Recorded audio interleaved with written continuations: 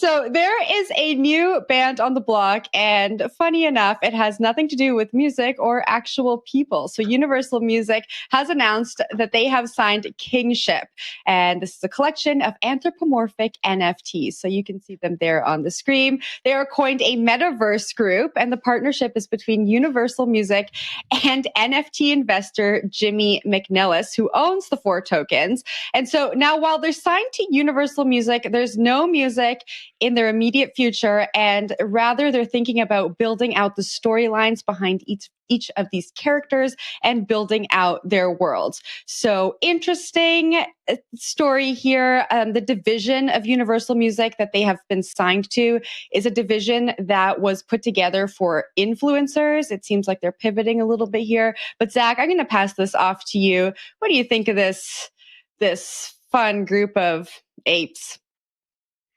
I think it's going to be really fun to watch how badly Hollywood misinterprets what NFTs are about. And I think this is a great little story about that because, all these PFP, profile pic, which is kind of a funny abbreviation, I know, all these PFP NFT projects, they're about sort of like everyone having a shared thing to be a part of. They're not necessarily about these like weird, I don't know, spin-off storylines. This kind of feels like a sitcom. The sitcoms where it's like you have the hit sitcom and then they like spin off one of the characters from the hit sitcom and it's like inevitably a dud. I'm thinking of Friends. Sorry for Joey from Friends. Sorry on this one. But this to me sort of feels like a spin-off that's about to be a dud. And I think we're going to see more of these things happen as Hollywood and all these talent agencies start getting this intellectual property that is sort of like necessarily insidery and then expanding it out to a broader universe of people. So I don't know. It's going to be interesting to see what sticks here, but we're going to see a lot of this to come, I think. Will, over to you. No, I think you kind of hit the nail on the head there. When I think of PFPs and I think of NFT projects like Bored Ape, it just seems like a path to be a part of a community. Everyone who's involved in this has basically got in early or was a crypto whale before, and that's what this is. It's like some sort of like sign of being in like a part of the club. Doesn't seem like anything really past that, and certainly doesn't seem like there's branding opportunities beyond that. Maybe they're trying to like tap into that user base of people who are involved in Bored Apes and involved in like the NFT scene in general, but I just don't think those people really care about that. It's not what it's about. It's about being in like exclusive Telegram or Discord groups and talking about NFT trading. It doesn't really seem to be about anything else. Jen, I'll throw it back to you though. Yeah, you kind of hit it on the head. So anyone who holds a Bored Ape NFT will get access to exclusive NFTs and music should this group create music in the future. And so it feels like Hollywood is trying to bridge that gap. But I think you're absolutely right. I think the people who are involved in this maybe don't want that. And so there's a little bit of a disconnect. But Naomi, what were your thoughts when you read the story?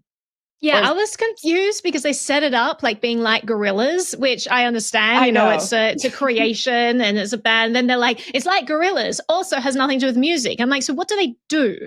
Right? So it does say that perhaps music will come into play, and it seems like that's an obvious next step if they just created a band, or maybe it's going to be a bad sitcom, like Zach said, or there's going to be something. But if it's music, it's not so certain that this is going to be a failure. I mean, one of Japan's biggest pop stars is a hologram, right? So Hatsune Miku, for like the last 14 years, it's a 16-year-old girl. And when I say girl, I mean like anime character is a hologram. She sells out giant concerts. She's opened for Lady Gaga. She's done, collaborations with Pharrell Williams. This is like, it's really cool. Like, I don't know. I want to go to a hologram concert. I want to go to this thing and see this anime character like dancing around on stage. So if this is where we're headed with NFTs, and they now own this intellectual property, and it's like there's some sort of interactive experience with the NFT, I mean, that's kind of interesting and fun. Of course, this currently has nothing to do with music, so maybe this doesn't go in that direction at all. But there's a lot of potential there, and I just hope they don't screw it up, because it seems like it's an exciting world that we can explore here. But Jen, I'll throw it back to you. I think Zach had something to say.